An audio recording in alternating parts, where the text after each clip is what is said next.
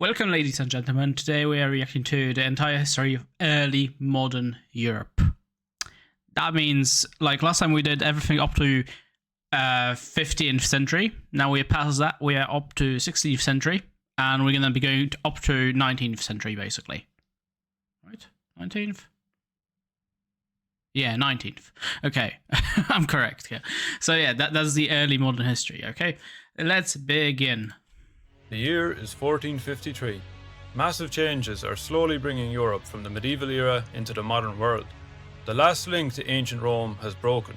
As ideas spread faster than ever before, people are rediscovering ancient wisdom and opening their minds. A Gutenberg printer. I know this one actually. You know where I know this from? I know this from anime. There's this anime about, a nerd, a bookworm, basically, and she got isekai to another world, and yeah, and that's literally how I learned the bloody Gutenberg and the printer. I knew about the printer, like, from EU4 previously, but, like, it is what it is. Explorers are looking outward and expanding the map. Oh, yes, the Great Exploration Age. While states become more centralized and armies more professional. Adding these events, we have the hallmarks of a new era.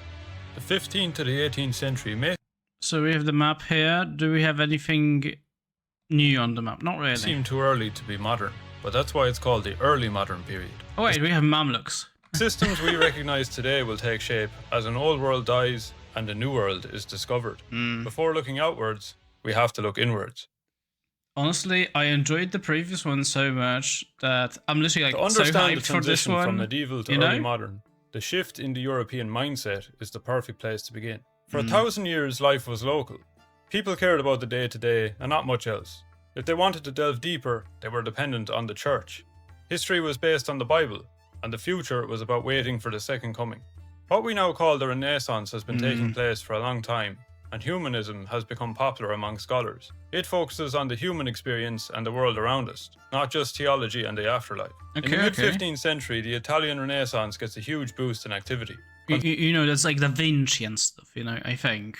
I don't know any other names. I'm pretty sure Da Vinci is part of the humanism movement. Constantinople falls to the Ottomans, leading to an influx of scholars seeking refuge in the West. These scholars bring ancient Greek and Roman wisdom that had been inaccessible to Western. Usually Plato, Aristotle, Cicero, Ptolemy. I don't know Ptolemy. I know all of the four other ones. Like, you obviously know Plato's and Aristotle's. And some of you may know Cicero and Euclid. But Ptolemy, I have no idea what he did. For centuries. Just in time. In Florence, an ultra-wealthy banking family has transformed the city with breakthroughs in architecture and oh yeah, Florence was beautiful at the time. That's incredible true. artwork. Lately, Cosimo de' Medici has been funding the translation of ancient works. The Golden Age arrives under Cosimo's grandson, Lorenzo the Magnificent de' Medici, who becomes a patron of young artists like Michelangelo. Later, Leonardo da Vinci becomes the ultimate symbol of the era, becoming known as a Renaissance man, which means being a master of many different fields. Leonardo not only produces masterpieces, he also works with biology, anatomy, and engineering. Yeah. In fact, this is his main resume for potential employers. Da Vinci designs military technology and works with Italian rulers during a conflict between the Habsburgs and French king. During the Italian Wars, honestly, like, Da Vinci is such an interesting figure when you think about him. He's like everything man, That's fun. It's like fun.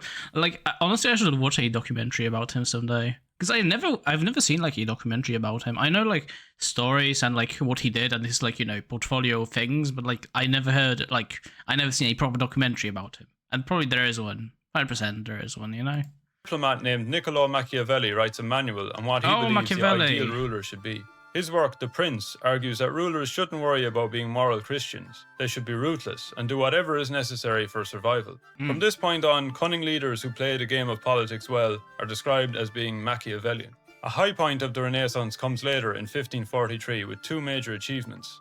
Andreas Vesalius publishes the most accurate map of human anatomy, while over in Poland, the astronomer Nicholas Copernicus dies, having just published world-shattering calculations. Yeah, there's anime about him, kind of. Earth orbits the sun, and not the other way around. Yeah. The idea that the Earth is not the center of the universe challenges the authority of the Church, which is already in a major crisis by this point. We'll get to that soon. Right now, it's time to look outwards. Actually, can we go back to the map? Culinary Union, like, see, we are moving from the map from last time to like this map. This map is slightly different because you see the Culinary Union, like the United, Scandinavia, basically, with Iceland. Okay, navigators. In the past, people had no idea what lay beyond a certain point in West Africa. Cape of No Return. Yeah, that sounds about right, honestly. So you're moving on to like Columbus, basically, and like, who was there was this Portuguese guy that like went around bloody Africa. Magellan, I think, something like that. I don't know. But now that the Portuguese have broken through, it opens new opportunities for trade and exploration. Bartholomew Diaz makes history by sailing around the southern tip of Africa. Oh, no, never mind. That was Diaz. Magellan was someone different. Ways to reach the Indian Ocean are about to make the Portuguese very wealthy. Inspired by their achievements, the Italian sailor Christopher Columbus asks the Spanish crown to fund his new voyage. He has an idea to sail west around the globe to reach East Asia in order to get some nice trade deals. After being annoyed by Columbus numerous times, they give in. When Columbus and his crew set out, they bump into what they believe is a collection of islands in Asia, called the East Indies.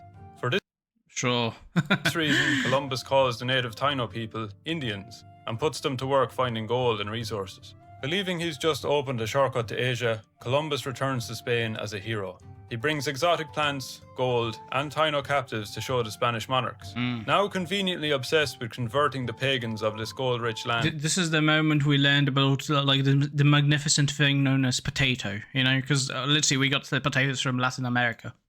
The Spanish throw money and ships at Columbus. He sets off again with a much larger crew, this time bringing crops and animals. This kicks off the Columbian Exchange. Yeah. So I like that we are like... we are giving them virus and potentially pig, and then we're getting from there like potato, carrot. Yeah, carrots are also native to like South America, basically, and we get corn. I'm not sure if like we had wheat over here in Europe. I'm not sure if this is barley. I think we did have barley in Europe as well at the time. I'm pretty sure about that, honestly. So I'm not sure why he's like showing the wheat crop. Maybe it's just like, you know, like placeholder for like corn, basically. Massive trade in crops, animals, beliefs, and disease from Europe to this new Spanish territory. Yes, Columbus goes to his grave believing he reached Asia. But years later in 1507, another explorer named Amerigo Vespucci figures out that it just might be a new continent entirely. When German printers publish his new findings, his name sticks. Naturally, this new land opens competition between Spain and Portugal, which I like that the whole fucking continent got named after bro. Like, can you imagine that America could have been named America? Like imagine that, like, just like, you know, without like changing his goddamn name, just like, you know, keeping it that way. Whole continent named after one man. Could lead to war. Pope Alexander VI steps in and solves the problem in the most reliable way possible. He splits. Drawing a straight line on a map without even knowing what's out there. From now on, anything discovered west of the line goes to Spain. Anything discovered east of the line goes to Portugal. It's that simple. The Portuguese continue to lead the way when Vasco da Gama reaches the Indian Ocean by sailing around the African coast. But the biggest leap of all is achieved by Ferdinand Magellan, who circumnavigates the globe for the first time in history. Oh, so I got the wrong man. I thought Magellan was the guy that went like around Africa. No, he went around the world. A different story, you know, altogether, basically. The Englishman Francis Drake completes the second circumnavigation almost 60 years later. The world is huge, but it's getting smaller. And while European rulers see a profitable opportunity to convert pagans abroad, Christendom at home is going through a crisis. Wittenberg. I have no idea who that is. In 1517, a German monk becomes angered by the church's sale of indulgences, a way to buy your place in heaven by donating money to fund new projects in Rome. Martin Luther believes the church has become obsessed with money and power. He also believes more people should be able to read the Bible in their own language, now that printing is... Yeah, that's true, that's true. Honestly, like, he came up with some good ideas, Martin Luther, you know? Luther has many more complaints than this, 95 in fact. He nails these complaints to a church door in Wittenberg, arguing that the Catholic Church has lost its way. He believes the Pope is just a middleman. Actually, now it makes sense why I'm like, I thought Wittenberg was a person. No, that's actually a police in Germany. That only your faith in God can save. Everything makes sense Going now. against the church in the early 16th century would only get you into serious trouble. You would be executed, basically. On spot, even. This is the framework holding most of Europe together. and causing even a tiny crack is a huge deal. Luther can't simply backtrack on what he said. The printing press has made his ideas into bestsellers, and everyone is reading them.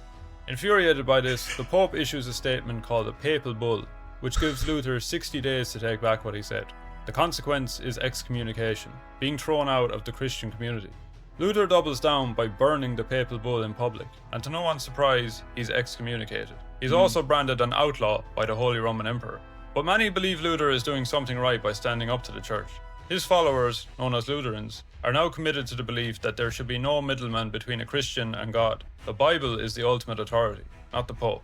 Many decades later, another reformer called John Calvin will promote similar ideas. Oh yeah, Calvin. Oh, what was he known for? I actually don't remember.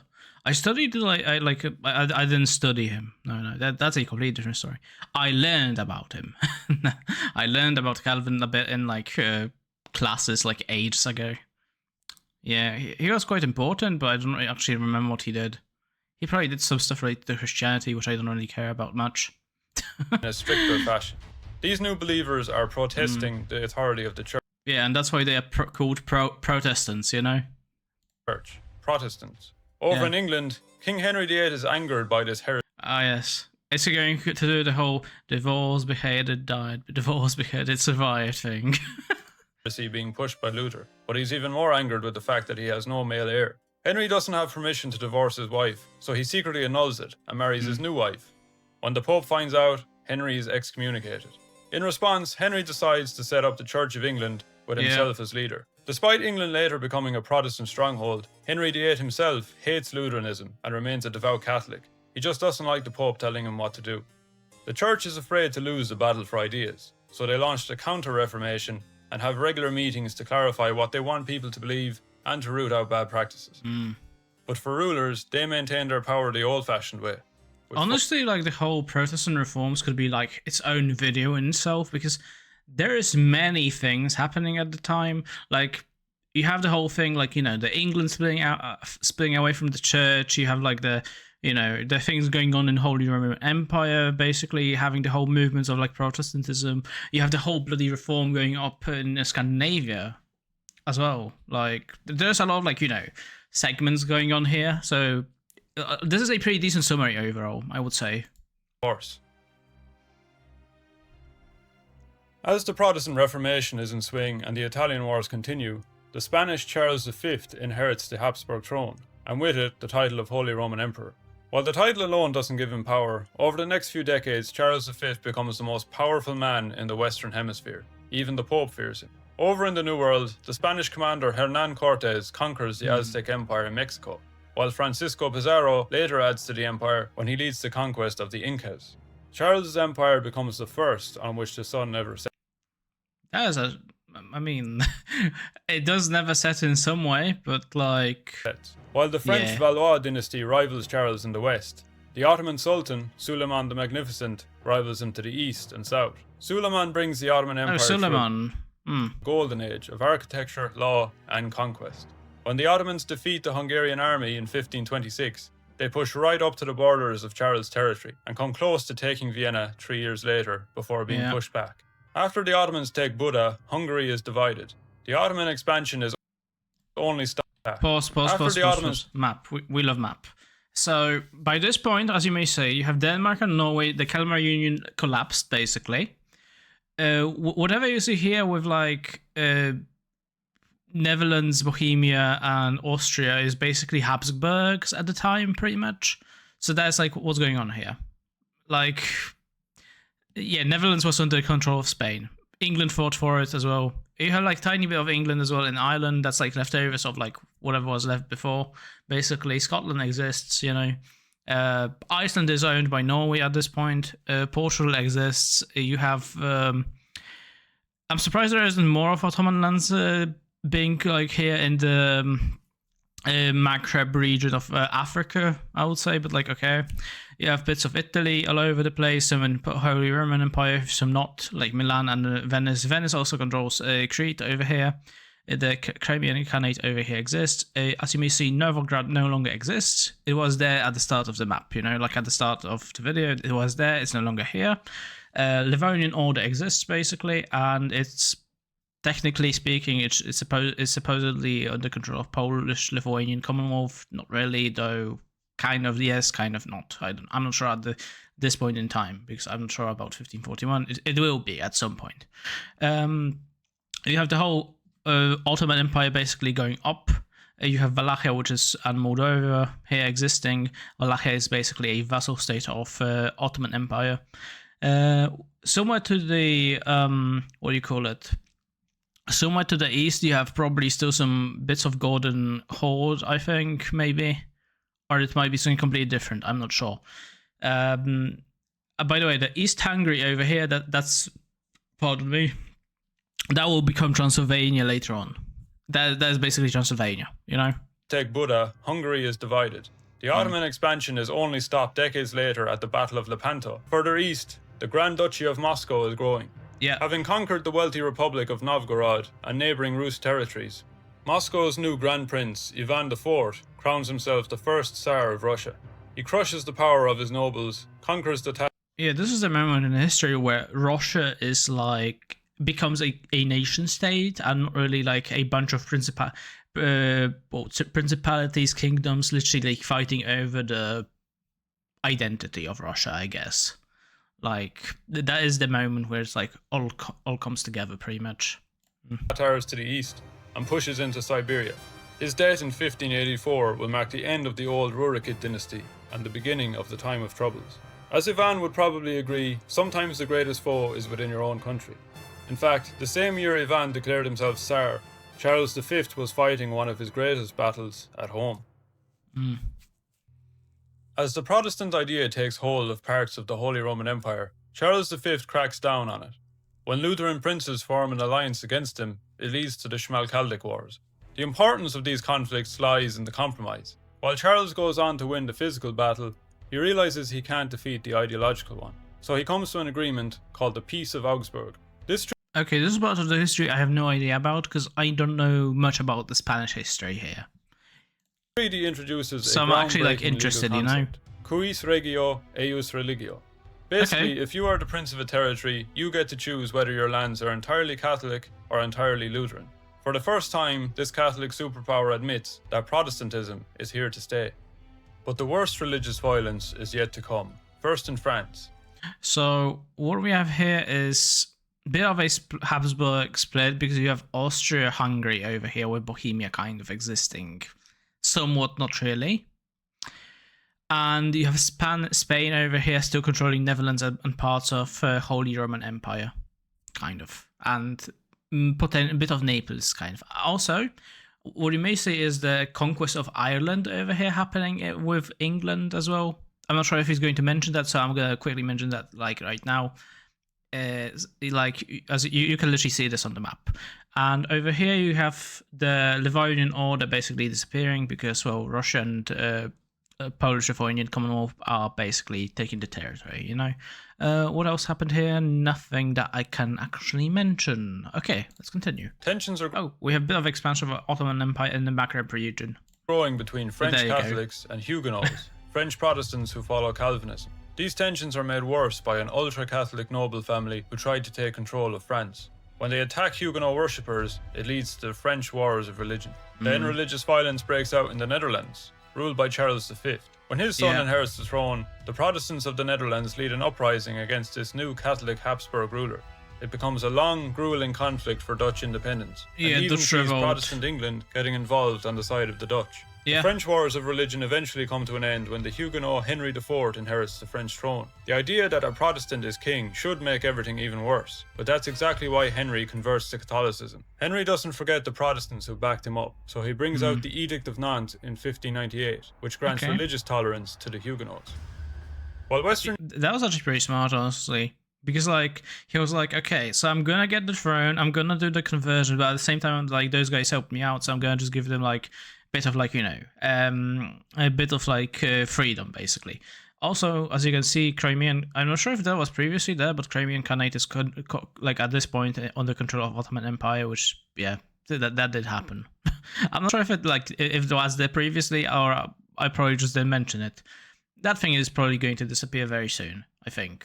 Yeah, probably. Europe was tearing itself apart over religion. The Kingdom of Poland and the Grand Duchy of Lithuania had a different method: religious tolerance. After uniting as the Polish-Lithuanian Commonwealth, it becomes the largest state in Europe. Oh yeah. I completely forgot that they didn't like completely like get together, become a proper Commonwealth until like later on. Like they had like, you know, two states of the one crown basically thing going on for some time, and then they just became like, you know, Commonwealth. Hello, Run YouTube. by a parliament of nobles who elect their own king. Oh, yeah, the Polish-Lithuanian Commonwealth has a stable government and allows freedom of worship for Catholics, Protestants, Orthodox Christians, and Jews. And later on, Muslims even actually, because you would also see like some Tatars coming in later on. So yeah. In the past, the wealthiest people were those who controlled the land routes of the Silk Road. So we are moving on to the merchants, and big power when it comes to like merchants and stuff like that was Venice at the time, which controlled quite well Venice, and I would say like until a certain point Genoa, kind of. They did try to do something similar to Venice, but Venice was much more, you know, much better at the thing. Also, you would see much more merchants, like, you know, traveling through the sea at this moment in history. But he's going to talk about that. And the Mediterranean routes to the Levant. But now we have new players in an entirely new game, the global economy. Yeah. The first to dominate it were the Spanish, who pumped silver from modern-day Bolivia into Europe, creating the first global currency and also causing inflation. Okay. But years later, they were overtaken by their own subjects. In 1588, amid their War of Independence, the Dutch established a republic independent from Spanish rule. In 1602, they launched the Dutch East India Company. By allowing people to... So, Dutch East India Company is basically what you would call the Dutch-controlled Indonesia, pretty much. Like, okay, I would like to bring out a map right now, and I would show you what like Dutch basically controlled at the time. But the most significant part of the Dutch East India Company was basically the was basically Indonesia. So you know. To buy shares of the company and fund voyages to the east, they create the first public joint stock corporation. With new companies popping up, Amsterdam becomes a powerhouse of trade and stock exchange. We even see the first ever economic bubble and futures trading when people go crazy buying tulips before they're even grown. Oh yeah, early modern that was actually one of like that was one of the funny things I did learn. There was like this whole tulip speculation market because tulips were like this, you know, this kind of like, you know, premium good, especially like in bloody Netherlands somehow. I don't really get how we got to that point, but they did speculate on like the market on tulips somehow, and then it just burst, you know. So yeah, that was actually one of the funniest stories, and I like that he actually mentions that because it's quite interesting in itself, you know. Capitalism is here. Despite being a private corporation, the Dutch East India Company gains more power than most countries, with its own navy, army, and territory, allowing for Dutch colonies across the world. Other countries are quick to replicate army and territory, allowing for... Okay, so what do we have here? We have the Dutch East India Company in, Sri Lanka, modern day Sri Lanka. Back in the day, it was called like Cyclone, I think. Parts of Indonesia, basically over here. A bit of Taiwan as well. A bit of like Papua, basically. You had like this is like the New Amsterdam colony, basically, that will be turned into New York later on. Bit of Brazil, not sure what happened to that. Over here you have Suriname, and you also had the colony of the Cape Colony over here, which will later on become a British colony because it will be taken over. I'm not sure what was here. I'm thinking it might have been a Ghana colony, but I'm not 100% sure what happened here. Like this part of Africa, no idea what happened with like the Dutch and how did they came to control like this part here at any point. Like it probably disappeared very quickly. It was taken over. It was taken away from them very quickly. So there isn't like much of history maybe with it, or like significant history with it. You know. Dutch colonies across the world. Other countries are quick to replicate this system. Yeah. In England, Queen Elizabeth I establishes the British East India Company, which begins England's domination over territories in South Asia.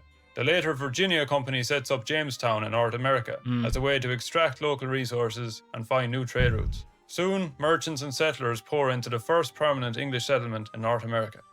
The darker side of this global engine is, of course, slavery, which sees a massive boom in the early modern period. Yeah. The transatlantic slave trade sees millions of Africans Yeah, so basically what would happen here is basically Europeans sending guns, not goons, guns, you know, pistols, firearms, whatever you want to call, firearms, sending firearms to Africa and weapons, basically, because that's what like they would actually want there, pretty much. Because they were like doing the local wars and stuff like that. Africans would be like, you know, doing the whole the whole thing, and then you move the people to so they would work in Americas, and in Americas they would be producing cotton, corn.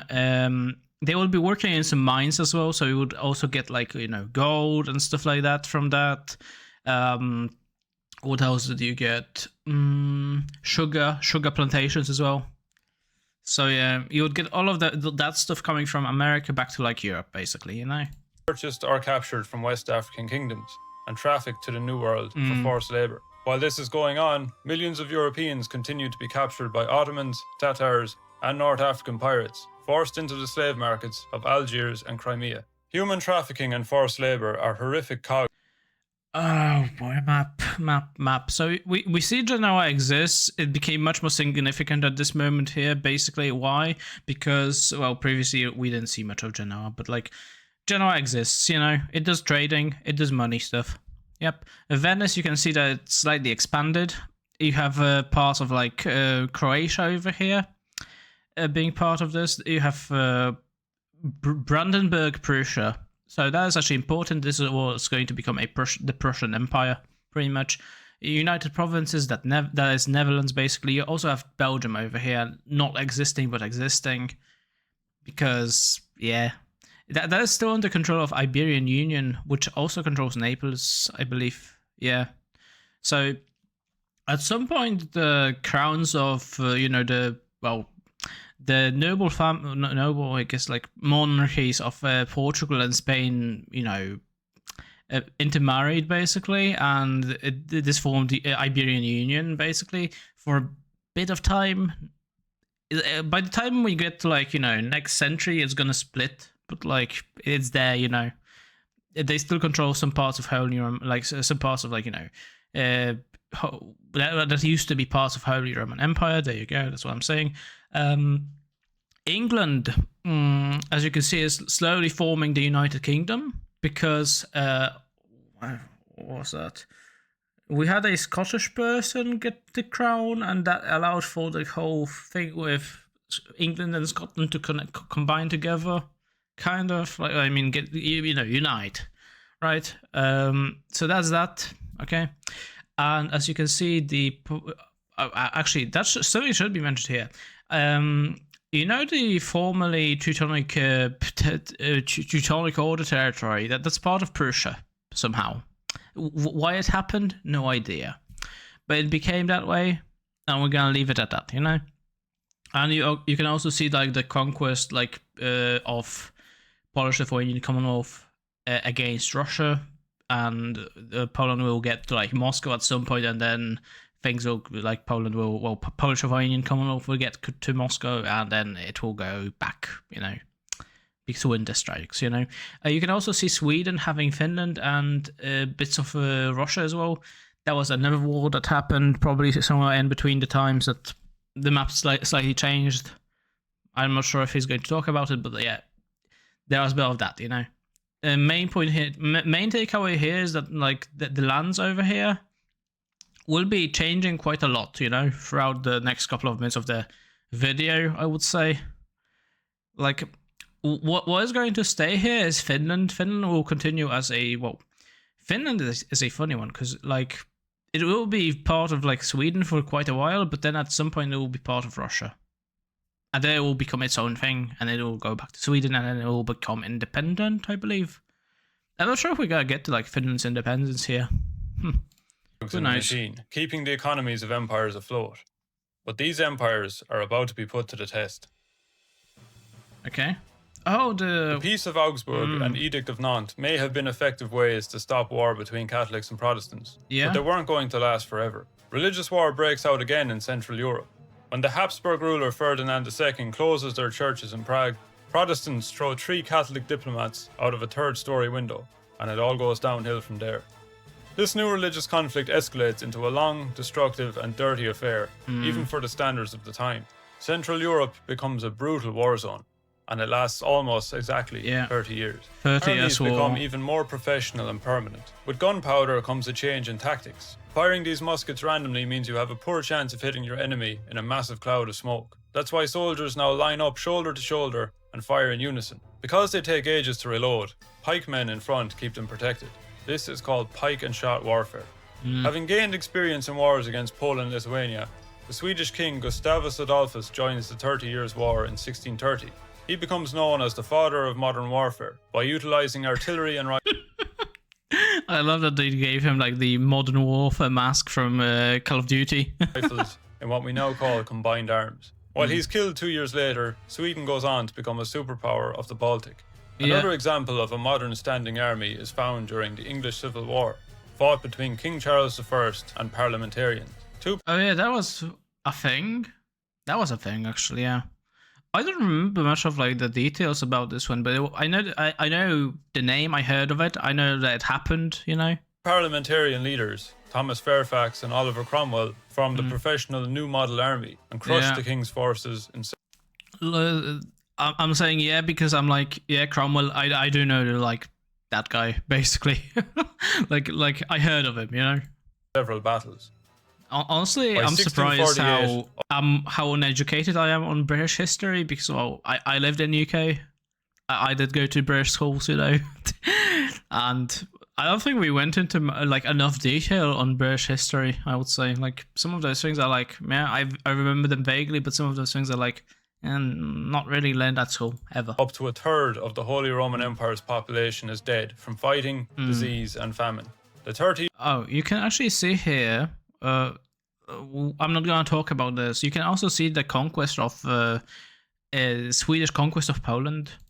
Years' War. Massive. Polish-Lithuanian Commonwealth. You know, that is the like one of the most brutal things that did happen to Polish-Lithuanian Commonwealth and Poland itself. And it finally comes to it took quite a bit of time to recover from that. With a series of treaties called the Peace of Westphalia, a settlement that completely reshapes European politics. New map. No, we get revolutions. Okay. The Peace of Westphalia. I like how we went from. Okay. Oh boy. So. You know how I talked about England and Scotland, you know, and. that kind of collapsed upon itself. Iberian Union collapsed upon itself. You have Catalonia existing. Imagine. So you have Savoy, Milan, Genoa, right? That's Savoy, Milan. Okay. You have the Swiss Confederation. Okay, and you have Bavaria. Okay. You know Bavaria. Good. You have Hanover. You have bits and pieces that are like here. You probably have a state of Westphalia somewhere around here as well. Or maybe not. You will have state of Westphalia at some point, you know? Westphalia basically creates the modern idea of international law. We now have something called state sovereignty, the rule that every country, regardless of size, religion or wealth, has exclusive control over its own borders. And that it should be free. Can we go back? Is this Brabant? And Liège, I think. Are those the states? I'm not sure. I think I can also see the Ulm on the map. I can see Ulm. Or wealth has exclusive control over its own borders, and that it should be free from outside interference. If you're a small state that recently gained independence, You don't have an emperor or even the Pope telling you how to run your state. As part of the Peace of Westphalia, all states have to implement the older treaties, like Augsburg, which gives rulers the right to decide what their state's religion will be. Countries like the Dutch Republic and Swiss Confederation are recognized as independent, while Prussia gains more freedom. But peace in Europe is far from a reality. After executing Charles I and crushing royalist resistance in England, Scotland and Ireland, a republic is established by the parliamentarians in Britain. But then Oliver Cromwell takes full control, ruling as a strict religious dictator. It only lasts 11 years before politicians launch a coup that welcomes Charles II back to power, restoring the British monarchy. There we go. So yeah, that's why we had like this, like, that's why you can see the split up of England over here, United Kingdom basically, because it was going well, but then, like, you know, the guy got beheaded basically, and then it split up, and then you had like dictatorship, pretty much religious dictatorship kind of, and then we're back to monarchy, you know. That's why I don't really remember much of it, because I was like, oh yeah, quick. It just like snap like that, you know, went back to normal. To Polish-Lithuanian Commonwealth is crippled by a Cossack uprising led by Bohdan Khmelnytsky. Oh yeah, you have Cossacks over here. His later treaty with Russia draws Poland and Lithuania into a conflict against the Tsar, but then Sweden gets involved, and the wider war is devastating. The deluge wipes out a third of the Commonwealth's. I find it funny that they call it the deluge in English. Because in Polish it makes more like, it's called potop. And I'm not sure if deluge is the same word as that, but like, yeah. Population through fighting, looting and famine. The war ends when the Commonwealth and Russia agree to a truce. In some way, deluge sounds much nicer, somehow. Which divides Ukraine along the Dnipro River. Russia emerges in a stronger position as Poland-Lithuania grows weaker. Despite their setbacks, Poland-Lithuania is able to come to the rescue of the Habsburgs and all of Christendom in 1683. The Ottomans launch a massive army of 150,000 men into Central Europe, surrounding Vienna. The city. You know what's something funny about like history of Poland? Like, oh yeah, we're gonna do something great, and then we get fucked up. We're gonna do another thing great, and then we get fucked up. That's literally how like history of Poland goes. Basically, it's like, oh yes, the Commonwealth goes to a rescue in Vienna. A few moments later, the Sweden and Russia to, like, you know, screw them over. Then, well, Poland does nothing for a bit, but like Prussia, Austria, and Russia screw them over, and then they come back, and it's World War. Well, it's actually after World War One, but the communists want to go through Europe, and Poland stops them. You know, and then Poland gets screwed up because World War Two. You know. He endures a siege, but then the winged hussars arrive at the head of a coalition. The largest cavalry charge in history breaks the Ottoman lines and sends the Ottoman Empire into a long state of decline. Yeah. How do we get like absolutism here or something? The Peace of Westphalia may push the idea of the state being the supreme authority, but kings can easily take advantage of this by making themselves the state. By taking control of absolutely everything, they become what historians call an absolute monarch. The most absolutism, yeah. Infamous example is Louis XIV, who takes absolute control of France in 1661. He believes his power comes directly from God, which makes him accountable to no one on earth. To fully centralize his kingdom, he takes power away from nobles and builds a huge palace at Versailles to keep them all in one place where he can watch them. But Louis XIV loves war a bit too much, and his foreign policy is quite aggressive, against the Dutch, the Spanish, and whoever else. When the Habsburg King of Spain dies without an heir, Louis pushes his grandson's claim to the Spanish throne. Britain, Austria, and Prussia don't want France joining with Spain. Do we have like any major changes? Like, okay, so we do have a major change here. So, you know that what I talked about was like East Hungary, now called Transylvania. That was in the Ottoman Empire. Well, now that's part of the Austro-Hungarian Empire, or Austrian Empire at the time. You also have Venice going into Athens, basically. Yeah. And you have like those bits of purple, which are maybe Greek settlements, but I'm not sure. So maybe that's like a bit of independent Greece, or that is either that, or that is just like some random dots that don't really matter much. United Kingdom, kind of. Denmark, Norway, still a thing. Sweden took over bits of the southern southern parts of modern day Sweden, basically, that were part of Denmark, Norway, and now Denmark and Norway are not really connected by land much. And it's called the Empire now. Okay, yeah. What else can we say? Nothing else, I would say. You have this bit here that's Calais, I think. That might be England, potentially. I'm unsure about that one, actually. Don't listen to me. Don't listen to me, you know?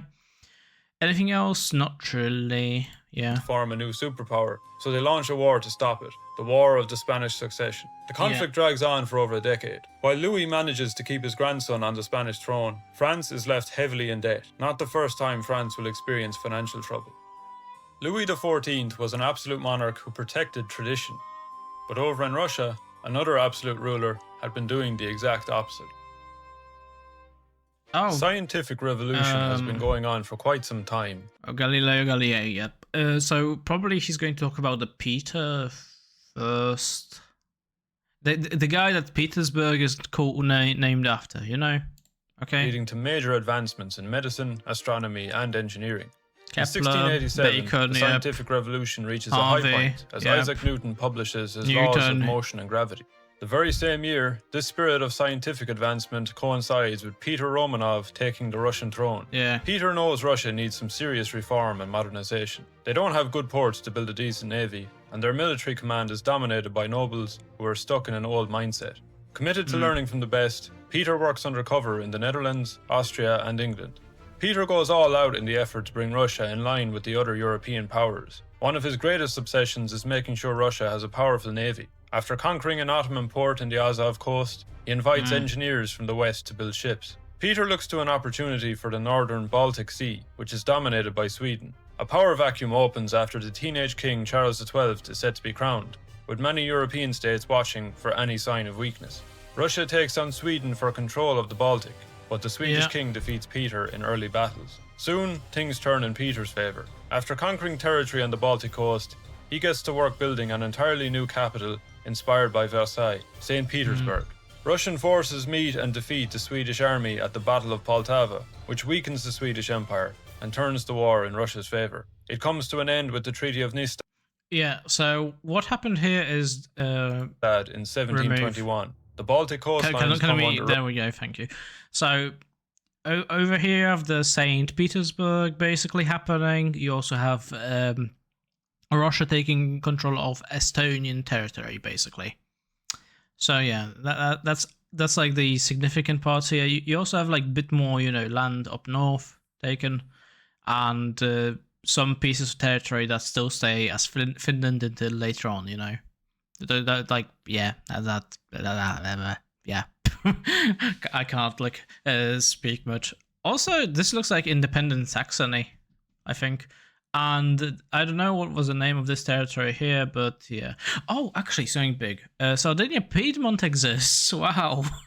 Yeah, Sardinia Piedmont exists. So that like, remember that name. That they are going to be probably pretty important from what I remember. Yeah. Actually, are we going to end on the Italian? No, Italy. Yeah, that's probably in next, like, because he's going to do a video on modern history, which is like 19th century to 21st century kind of. And in that video, you will see the whole Italian thing coming together, basically.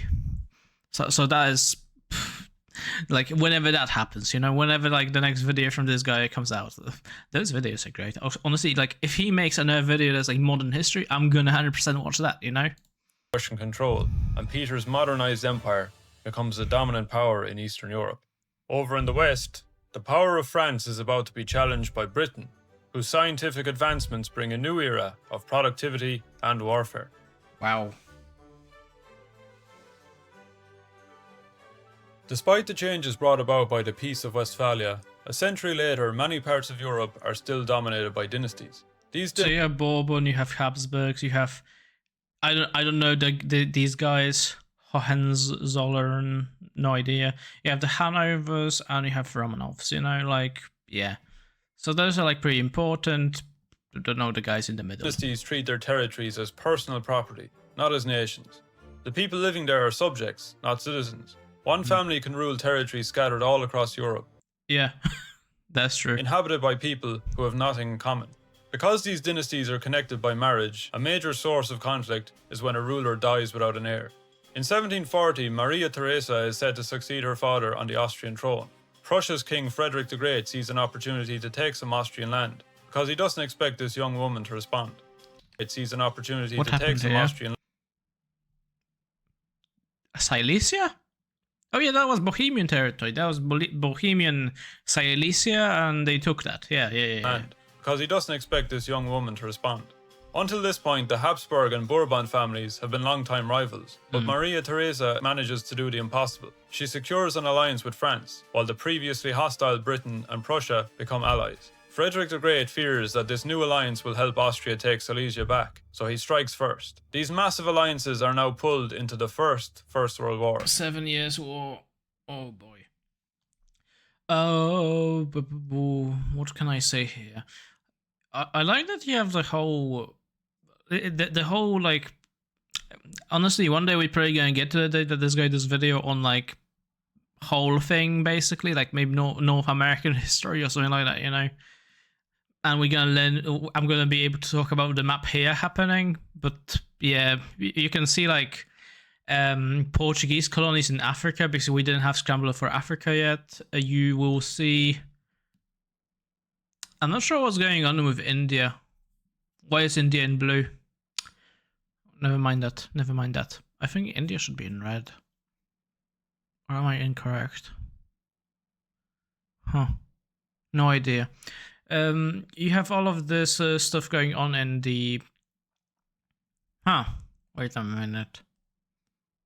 I think that... Okay, I'm not sure what's going on with the colors, because I'm pretty sure Caribbean would not be as red. Like, I'm pretty confident Cuba was... Unless we're talking, like, unless there was a Cuban revolt here at this moment in time. I'm not gonna talk about this because I'm probably gonna get stuff wrong, okay? But I'm thinking, I'm not sure what's going on here at the moment, you know? Maybe this guy is actually, like, very smart and he knows what's going on everywhere. Or I'm just, like, dumb. And I just thought India would be red. Battles erupt everywhere. Europe, the Americas, and even India, where British and French corporations fight a brutal... Oh, that makes sense. I forgot about the French corporations in India. I literally forgot about the fact that the French had like bits and pieces of land in India at the time, and I'm pretty sure they were kicked out around this time from India as well. Proxy war. This war changes everything for Britain. By the time the fighting stops in 1763... So, see, everything now makes sense for me, because I was like, why is India blue? And I'm like, oh yes, the French Indian Company. That thing existed. I don't remember much about it, but it existed. Britain has seized French Canada, dominated... So yeah, we can be assured that this guy knows what he's doing, you know? He knows what he's doing, you know? 100%. India and mastered the world's oceans, becoming a world superpower. Royal France, Navy. on the other hand, goes into severe debt, making their financial crisis even worse. Not only that, but the biggest threat to the French throne might just be coming from some guys arguing in a coffee house. We're now in the Age of Enlightenment, a period full of intellectuals who question everything about the powers that be, our place in society, and society itself. They promote some crazy ideas like freedom for the individual. What do we have? We have Kant, we have Rousseau, I don't know this guy, Voltaire, and we have Locke. Yeah. Only guy I don't know that is the Montesquieu guy in the middle. Don't know what he did. Would like to know what he did. Somebody might tell me in the comment section or something. But yeah, all of the other guys I do know. Individual, being allowed to speak your mind and vote, holding the law as the supreme authority of the land, and being allowed to believe whatever you want. Voltaire becomes a celebrity, using satire to attack the most powerful men in Europe, while staying anonymous. This is a problem for kings and bishops. Some rulers adopt these ideas while keeping absolute power, becoming what's called an enlightened despot. Arch rivals Frederick the Great and Maria Theresa bring in reforms like religious tolerance and education, while Holy Roman Emperor Joseph II outlaws torture, encourages freedom of the press, and supports musicians like Mozart and Salieri. Another enlightened despot is Empress Catherine the Great of Russia, who regularly keeps in contact with Enlightenment celebrities. As a big fan of their ideas, she brings in legal and educational reforms, but also knows when to throw all that out the window by crushing. We have a map here, so this is the partitioning. That's good. This is the second partitioning of Poland here. There's also a rebellion over there, and there is also the Russo-Turkish War. Don't worry about the Russo-Turkish War. I'm going to talk about the partition over here. So what happened here is basically Austrian. It's not Austro-Hungarian Empire yet. It's Austrian Empire at the time. You had Austrian Empire, Prussia, and Russia basically gang up on Poland basically. And this is actually the second one. The first one was the one where they took a bit of Galicia, or Austro-Hungarian Empire took. Austrian Empire took a bit of Galicia, and then they took more of Galicia, and they also took got a bit of I believe they got a bit of Krakow. And the second partition mostly focused on Russia taking the eastern territories over there, and Prussia taking most of the western territories and most of the Baltic territories basically. Yeah, they just decided, we don't need the big, something that is literally stopping us from going to war. We don't need a block over here. We can handle ourselves. And they just said, okay, Poland is gone now. With Russo-Turkish War, I believe it went for because of the Moldovan people. Probably they wanted to get a bit of Moldova on their side. I think also because I believe this is also a fact because of. The war happened because of the way Ottomans treated Serbian and other Slavic minorities that are in the Ottoman Empire territory in Balkans, basically. So Serbians, Bulgarians, who else? Bosnians, not really. I'm not sure what they were like towards Bosnians, but yeah. So we're talking about the Slavic minorities, and they attacked them because they didn't like that, kind of uprisings. Oh, it was more profitable for them to get those people groups independent, basically. And partitioning her neighbor. Rulers can. And then someone's going to be actually, you are talking complete gibberish, and I'm going to be I'm pretty sure I'm talking complete gibberish because I don't remember bloody all of history in my head. I know bits and pieces. Read Voltaire all they want, but if the people are hungry and furious, no amount of philosophy is going to give them cake. Save them. They need to act fast. Because across the Atlantic, some enlightened colonists have just declared independence from Britain.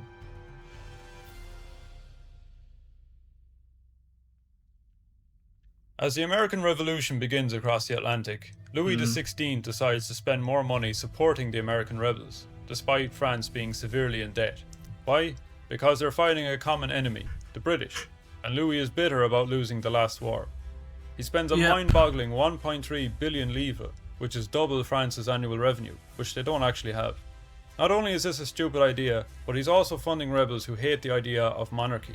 Not a good example for his own people. Years later, Louis' finance ministers realise France is ruined from debt, and crop failures have led to starvation among the people. The finance ministers suggest raising taxes on everyone, including the nobility and clergy, who pay next to nothing. Because none of the regional parliaments will go along with it, he has to summon an assembly that hasn't been in session for 175 years. The assembly is made of 3 estates. Each estate gets 1 vote, a big problem, since the third estate represents 98% of France's population. This means that the clergy and nobility will always vote 2 to 1 against the common people and leave the tax burden to them. Because the assembly is basically rigged and runs for around 2 months without getting anywhere, the third estate breaks away and forms the National Assembly, intending to continue without the other estates. But they're locked out of the usual building, so they occupy a tennis court and swear to form a new constitution. When rumours spread that the king's men are coming to arrest or kill the new assembly, starving Parisians stormed the Bastille prison, killing the guards and stealing the guns. A month later, the National Assembly puts together a document outlining basic human rights like liberty, equality and justice. I like that they have the Illuminati symbol here. The supreme law of the land is the constitution, not the mood of a king. There are no subjects, nobles or monarchs. There are only free and equal citizens. These ideas are all well and good, but at the end of the day, people care about having full bellies. With bread prices through the roof, the women of Paris march to Versailles to confront Louis. The royal family is forced to relocate to Paris, where they can be watched. But Louis has to watch the unravelling of the traditional French monarchy. Church land is sold to clear debts. Feudalism is abolished. and France becomes secular. These are unprecedented events, and it all troubles Louis. Secretly, he plans on rallying other powers to invade France and put him back in full control. Louis and his Austrian wife Marie Antoinette try to escape to Habsburg territory disguised as servants, but they're captured, brought back, and forced to become citizens under a constitutional monarchy. From here, things get extreme. The people no longer trust the monarchy. The revolutionaries are split on what to do with the king. Moderates want to keep them as symbols, while the radicals want them eliminated. This creates the modern concept of left-right politics, because of where they sat in the assembly.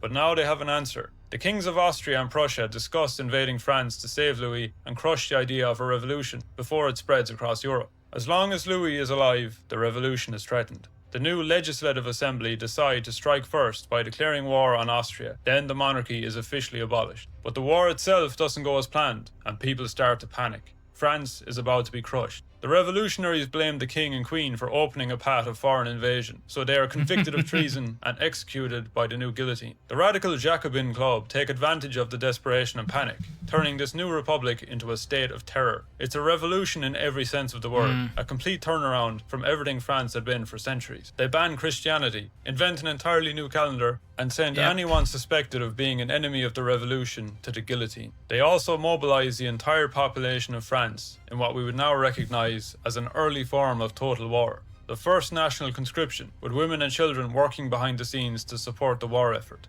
Eventually, Robespierre dooms himself by telling other politicians he has dirt on them that could get them executed, so they turn on him. Robespierre himself is sent to the guillotine. In the aftermath, a 5-man the guy was like, I know, I got the dirt on you. And like, no, I don't think so. No. Okay, we have the final map here of the some point of 18th century, or 18th century, 19th century. And what we have here is Prussia got bigger.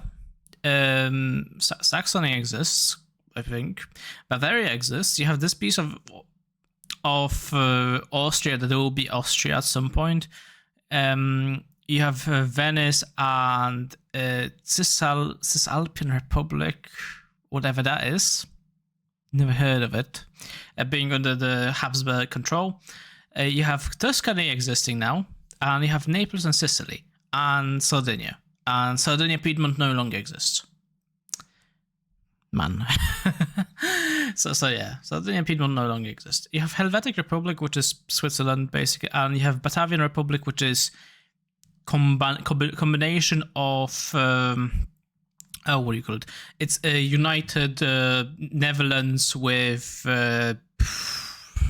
Flanders. Yes, it's Netherlands with Flanders, so that's Batavian Republic. Wallonia, which is the piece of Belgium, basically, is currently part of France, and there's some other territories that are also part of France, and Tunis exists, and Morocco exists, I think. And with England, you have a United Kingdom, kind of, but not really existing yet. I would still call it United Kingdom either way, honestly. So yeah, that's that. I like that the guy made very nice map of Austrian Empire over here with Austria, Bohemia, Hungary, and Galicia split apart. And probably in the next video we'll also see bits of Bosnia and Serbia that will also be part of the Austrian Empire, but also split apart, Yeah. Regime is set up called the Directory. It maintains order as the wars continue against the revolution's enemies, with many victories being won by a young general named Napoleon Bonaparte. By 1799, the revolution will end. While Napoleon carves out a new French empire, a different revolution has been taking place in Britain. Factories are replacing farms, bosses are replacing lords, and machines are replacing workers. Industrial revolution. Industrial revolution. Industrial, yes, industrial. Bloody hell, I don't know how to speak English. Industrial revolution, yes. Revolution will be the biggest leap in advancement since the rise of agriculture. Yep, the biggest moment in history. Honestly, I had so much fun watching this video. I had so much bloody fun watching this video. This guy is great. Honestly, I love his videos. This video was also great. Last one, amazing. This video, great. honestly, he's probably going to do modern history or like industrial revolution history or like, I don't know. He's going to do the 19th and 20th century, basically, right? And maybe up to 21st. Who knows? But yeah, honestly, I can't wait for the next video. I'm very excited. And this video itself was amazing. I had so much fun watching it, obviously, like I said previously. Very educational. I did learn quite a few things. I had some time to also yap about some things that are like very interesting, you know. So yeah, I had a lot of fun. Like, honestly, like watching this is very educational, but at the same time, I feel like reacting to it the way I do, it just brings me a lot of fun, I guess. You know, like the video itself was very fun to watch. But yes, thank you for watching. If you enjoyed the video, you can leave a like, comment down below. You can also check out the video itself in the description, obviously. While you're there, you can, you know, leave a like. You can tell me what you want me to watch or something else, you know, whatever. And yeah, thank you for watching. Goodbye.